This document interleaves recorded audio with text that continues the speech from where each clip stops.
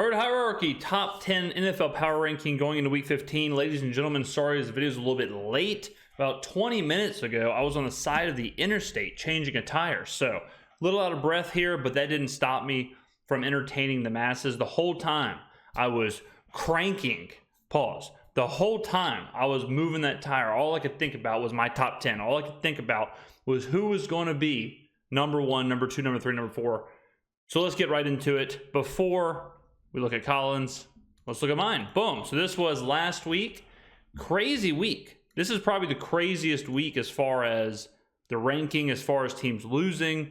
I'm pretty sure 8 out of the 10 teams on my top 10 lost. I mean, as you know, my top 10 is pretty close to the best top 10 list in the game. So you're talking about 8 of the 10 best teams in the NFL lost outright. Didn't just like kind of squeak one by, lost. The 2 teams that won, we had Frisco win, Baltimore win. Oh, so three. Frisco, Baltimore, and Dallas.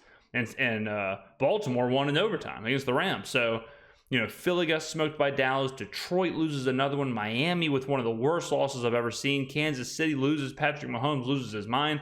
Jacksonville, another loss. Houston loses, and CJ Stroud's hurt, and the Colts. So, I mean, really tough stuff across the board. This is the new list. Because everyone lost, there's not that much movement in the actual top 10. The big mover, Detroit, we'll talk about them more. Well, we probably won't because they probably won't be in the top 10. But Detroit could easily have a streak of losses to the Bears, the Packers, the Saints, the Bears. They're not losing to great teams. I'm not sure what's going on with Detroit. They're nowhere near the team we saw earlier in the season. Buffalo squeaks in there. Cleveland squeaks in there. Cleveland's playing some really good football right now. Arguably, Deshaun Watson or Joe Flacco is an upgrade over Deshaun Watson. It makes them play a little more simple. It makes them not do as much complexity offensively. They can kind of just get back there and sling it. Denver is playing really well. And right now, too, the way I look at it from a betting perspective, if a team is in, especially in the AFC, they got a chance. I'm looking at you, Denver. I'm looking at you, Cleveland. I'm looking at you, Buffalo. I'll go ahead and tell you, ladies and gentlemen, I will have a ticket on Buffalo to win the Super Bowl, probably the AFC, and I'll also have a ticket on Denver to win the AFC. Because if we're in the playoffs and Miami is playing Buffalo, who would you say is going to win? Probably Buffalo, right? Like if Kansas City playing Buffalo, is it that much of a difference? No. Baltimore, if Baltimore plays Buffalo in the divisional round of the playoffs, is it a guarantee that Baltimore is going through? No. Same with Denver. So in this situation, what I would tell you is go get tickets on teams in the AFC that you like, because the way I look at it, anybody can advance in the AFC playoffs. So let's go ahead and listen to Colin, and we'll break it down as we go. I think his will be pretty similar. I think he'll have Buffalo in there. I think he'll have Cleveland. I think he'll have Denver. And the rest, we'll see what happens. If you can hear sirens outside of my apartment, this is life. This is what it's like living in New Orleans. If y'all can hear that, literally all night, all day, living downtown, nothing but sirens. So let's go ahead and get to Colin. Hierarchy. Let's go. The top 10 NFL teams according to Colin. Number 10. Listen, what do you want me to do with Detroit? They're reeling. Boom. 10 for me, 10 for Dallas, or Colin. They are reeling. They absolutely are. Detroit, 9-4, 2 weeks ago. I was telling y'all this team could be the 1 seed. Forget all that. They can't. Really bad. I mean, they just look listless. They just look like they don't have any answers. They just look like they aren't the same team. And a lot of the time with teams that are coached by people like Dan Campbell, when things are working, they're rolling. But when they have to adjust, when they have to get in the trenches, when they have to do some coaching and all of that, things can get a little haywire. They feel a little haywire right now in Detroit. They have to fix things. They had to fix things fast, because before you know it, the playoffs will be here. They're still 9-4, and they still have the number 3 offense in the league. What do you want me to do? Bail on them? Let me say this about like number 3 offense in the league and yards accumulated and yards given up and stuff like that. At this point in the year, you can kind of throw it out because teams change so drastically throughout a year. I mean, we see new quarterbacks emerge, we see new coaches emerge, we see new schemes emerge. You know, Denver is not the same team right now that gave up 70 points, right? So anytime you do that, anytime you say, like, you take the whole season snapshot in a stat, it's a bit of a disservice because at this point in the season, we're not looking for how teams played in week 2 or week 3. We're looking for how they're playing now, right? So if you're the number 3 offense in the NFL, but you just got rolled by the Bears and you put up 13 points, I got some questions, all right? So that's something to think about when you hear these kind of stats. Same with, again, like Denver. If you told me they've given up the 3rd most points in the NFL, I would believe you. They gave up 70 points in a game. But is this version of Denver's defense the same as that version? No. So it's a disservice to trying to do your rankings. I like Jared Goff. I think their offensive line's excellent. They can run the football. They've gotten very turnover prone in the last 3 to 4 weeks, and that's an issue. I do not think they're a great team, but they are 8-1 when they allow 28 or fewer. Now, they're not doing that much lately, but I think Chicago, I think they bounce back and play a very, very good football game against Denver. I got them at 10. Number 9. Miami, what do you want me to do? Yeah, Miami's a tough one because this is also hard to evaluate whenever a team loses in the fashion that Miami did, because you could say they were up 14 with 3 minutes left, but they lost the game. So how do you factor in 90% of the game and then the loss? And I always say not all results are the same. Not all losses are the same. Not all wins are the same. The Houston Texans loss of 30-6 or whatever against the Jets is much different than the Dolphins loss because of the way that the Dolphins game ended, at the end. I would say the shine is a little bit off Miami because of that, because of just how poorly they looked in that last 3 minutes, how mismanaged they seemed to be. I don't know. You had to look at the stat, but I would assume if you're up 14 with 3 minutes left, the teams that have lost in regulation have to be close to 0. I mean, we watched something that we maybe will never see again. A 14-point favorite, up 14 with 3 minutes left at home, and you lose in regulation. Absolutely bananas ending to the game. I think Miami, kind of like Detroit, honestly, where 2 weeks ago I was saying they could be the 1 seed. I think they'll probably make the playoffs. They're probably a decent team. The rest of the NFL is kind of meh. There's not that many elite teams. So Miami more than likely will be in that playoff conversation, but I can't really trust them if they can blow games like that to Tennessee. No hate to Tennessee. So, yeah, I had Miami at 6, but that was only because everyone else lost. So I couldn't drop them as far. I couldn't drop them behind Denver and Cleveland just yet. Next week I could, but I don't like to bring Cleveland in to the top 10 and go from 11 to 6, so that's why Miami's a little bit higher on mine. It's an offensive league. They're 8-0 when Tyreek Hill has over 100 yards, and we've got a lack of corners in the NFL, so he's going to have over 100 yards several times before the end of the season. They're the number 1 offense and the number 1 passing offense. I love Tyreek. I love their coach. I like Tua. I thought their defense last night at the end of the game was not very good. But no, Colin, they blew a 14-point lead in 3 minutes. The defense was terrible. I can't bail on, even though they're the tanning salon of the NFL, great briefly and then disappear, I'm going to stick with Miami at 9. Number 8. I think the Rams are underrated. I think the Rams are underrated. I think the Rams are pretty good. Well, I take that back. I said they're not pretty good. They're like average-ish. They can beat anyone. They can give you a game, but they have some weapons. But I wouldn't have them at 8. I'd have them probably at like 12-ish, somewhere in there. I'd put them with like Indianapolis. I'd put them with the Colts, where they're feisty. They can beat you. They can play with you. They're not a pushover. They got some weapons. They got some things going on. I like their coach, but 8's crazy. First team to lead the Ravens in the fourth quarter of this season. To take, they had a lead, right? Hold a lead. I think their offense is playing well. I think McVay's having one of his best seasons. I think Stafford now is mostly healthy. Cooper Kupp never is. But Puka Nacua, Kyron Williams, the running back. Yeah, Kyron Williams has been really good. I think it's a really good offense. The defense is Aaron Donald, who gets double and triple teamed, and a bunch of kids, but their draft picks have hit. I don't think this team, it would not shock me if they won a playoff game. It would shock me if they won a playoff game. I'm not totally sure how Colin sees them getting in the playoffs. But, yeah, I would be shocked. I would be absolutely... Someone screenshot this, clip this. If they win a playoff game, I'll be absolutely stunned. Matt Stafford leads the NFL with 10 touchdowns over the last 3 games. He's getting good protection, and he is playing great football. Most underrated team in the league is the Rams. I have them at 8. Number 7. I mean, Kevin Stefanski deserves credit. Yeah, I mean, Cleveland... I like Cleveland a lot. I honestly... When I talked about getting a Buffalo Bills ticket and I talked about getting a Denver Broncos ticket, I was thinking about Cleveland. I was thinking about them a lot because I really do think there's something there. I really do think there's something to Flacco where he gives them... Deshaun just looked like they were always trying to do too much and trying to get so much out of Deshaun. And no, nothing... I'm not trying to say Flacco is better than Deshaun. I just think what Stefanski wants to do is closer to what Flacco wants to do. I think Flacco knows the system. I think Flacco is going to come in, sling it.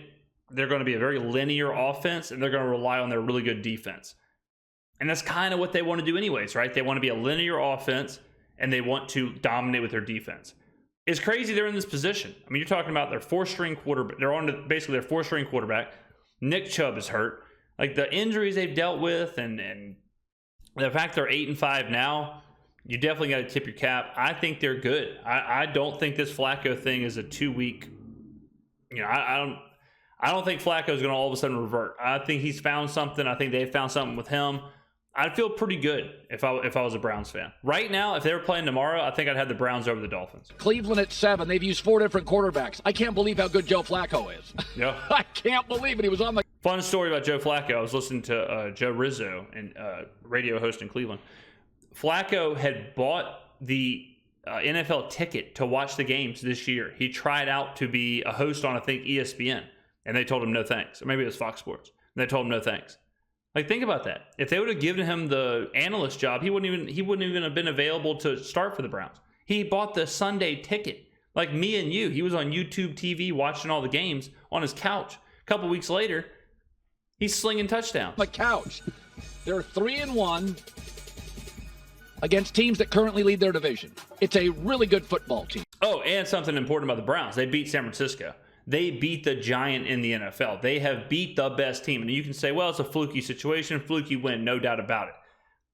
Some horrible calls in that game, especially at the end. But the fact is they can play with them. I don't really care about the fact that they beat them. I care more that they could play with them. I care more that they matched up. Ask Seattle how fun it is to match up against San Francisco. So the fact that Cleveland matched up with them, took them to the limit, and then got the win, Cleveland's got something going. They've got some talents on their roster.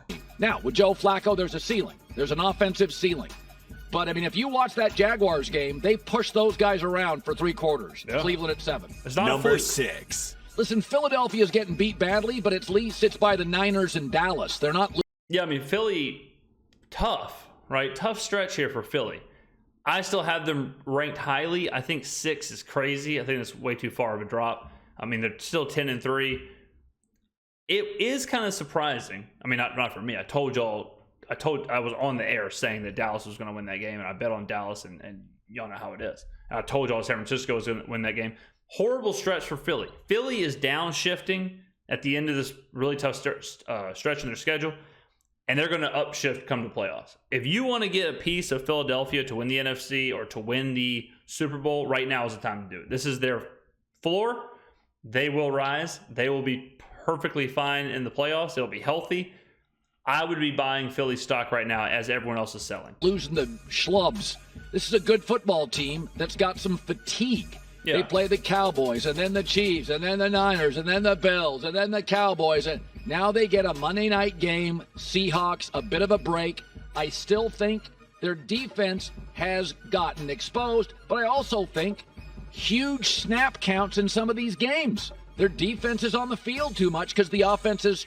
Yeah, I mean, everyone's probably tired. Like, I really think about that. Like, think about how hard that would be for a defense to prepare for the Chiefs, and then to prepare for the Bills, and then to prepare for the Cowboys, and then to prepare for the 49ers, and then to prepare for the Cowboys. Like, I mean, you can only get up so much. You can only be at your absolute best so much. So, I mean, I don't really blame Philly for falling off a little bit at the end here of this schedule.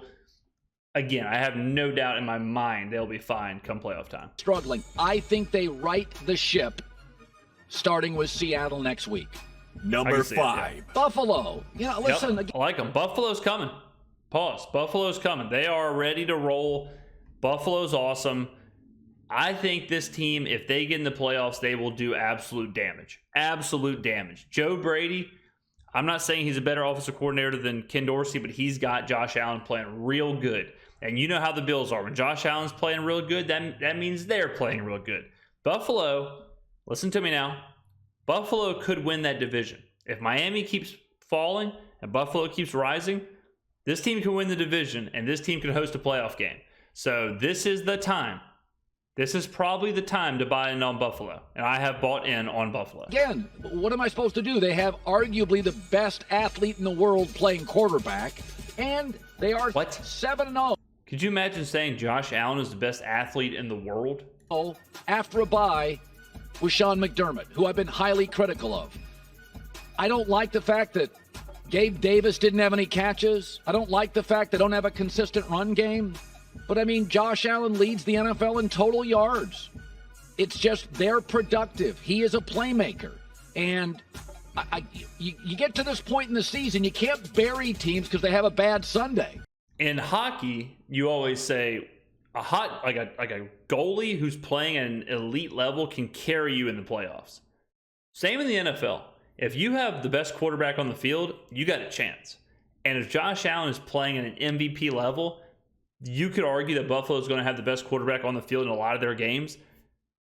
That's really the main thing you need in the NFL, especially in the playoffs. If you have a really, really good quarterback playing at a really high level, it's on. Same with Dallas. Like, if the playoffs started right now with how good Dak is playing, Dallas is hard. That's going to be hard to beat. That's been Dallas's kind of, hang up in the past, is that Dak hasn't been that good in those spots. But you see how good Dallas is when he's good. You see how good Baltimore is when Lamar Jackson's good. The quarterback is the engine. I'm not telling y'all anything that's groundbreaking here. But Josh Allen is playing at that high of a level right now. You don't want to see him in the playoffs if you're in the AFC. I got Josh Allen. You've always got a chance with Josh Allen. Number 4. Kansas City. Yes, they've lost 3 of 4. What do you want? KC at 4. Where do I have them? Where do I have these young men? 5. I wish I could have them lower, to be honest. I thought about dropping them. What I thought about doing was having Denver and Cleveland at 5 and 6, and then KC and Miami at 7 and 8. But I was like, man, do I really think Cleveland or Denver is the 5th best team in the NFL? What do I say every week? What do I say every week, gentlemen and ladies? The gentlemen, yeah, that sounded nuts. You always hear ladies and gentlemen, but you never hear gentlemen and ladies. I say it every week. Kansas City can't win with their wide receivers. You cannot do it. And guess what?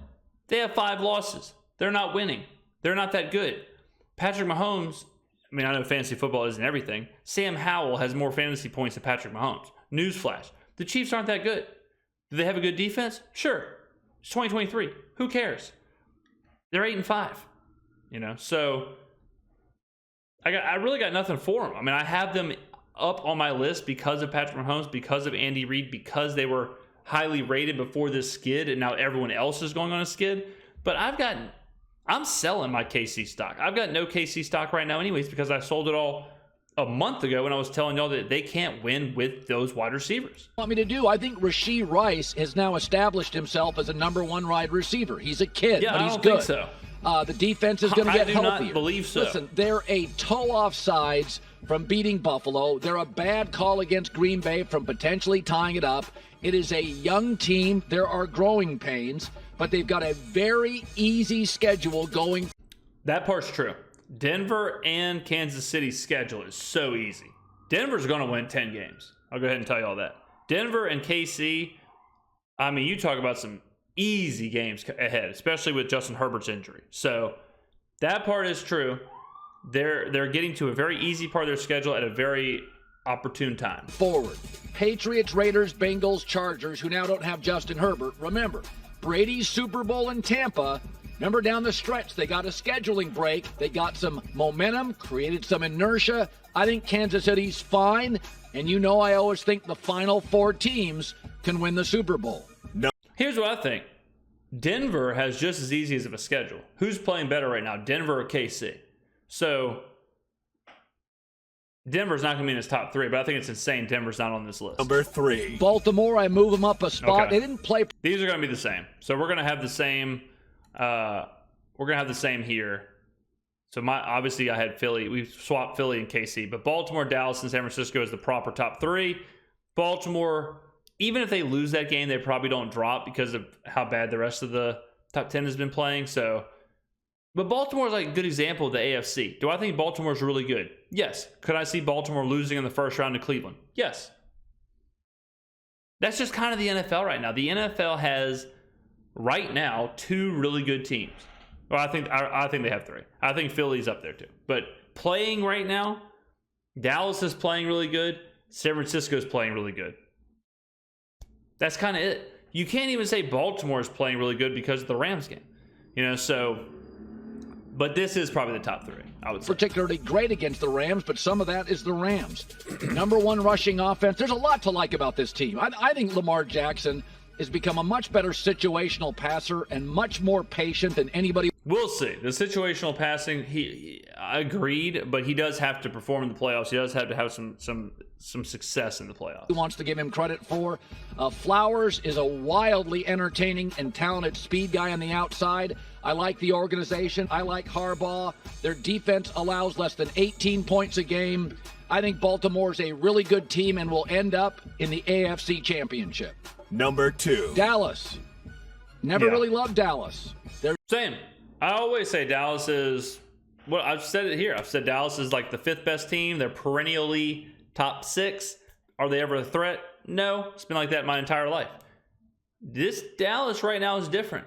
And I've just explained it earlier. It's because Dak Prescott's right now probably the MVP of the league. What's been missing my entire adult life with Dallas? An MVP quarterback. That's it. And now they have it. The NFL, easy game. I say it all the time. NFL or MVP quarterback or quarterback on a rookie deal playing really well. Dallas has the MVP quarterback. Their offense is clicking. We know how good their defense is. Dallas is legit right now. If they were in the AFC, they'd be far and away the best team in the AFC. Problem with Dallas is that San Francisco exists. The other problem with Dallas is that Philadelphia exists. Dallas really needs to win the division. Dallas needs to win the division. Dallas needs to host a playoff game. Dallas needs to stay away from San Francisco. But they're rolling. I mean, this might be the best version of Dallas I've ever seen. Now they got a great kicker, so that takes some of my concerns about situational football and Mike McCarthy away. The kicking thing is so cool. Like the Brandon Audrey, I think is his name. His story is unbelievable. He plays soccer at Notre Dame, wins a national championship, gets drafted in the first round of the MLS, plays in the MLS. Then I think he goes and works as like a banker or something for like 3 or 4 years. Then he kicks in the USFL, and now he's kicking for the Cowboys, and he hasn't missed a kick all season, and he's made like 3 over 60 yards. It's nuts. It goes to show, if you have a kid and they like playing soccer and they can kick the ball, see if they can kick field goals.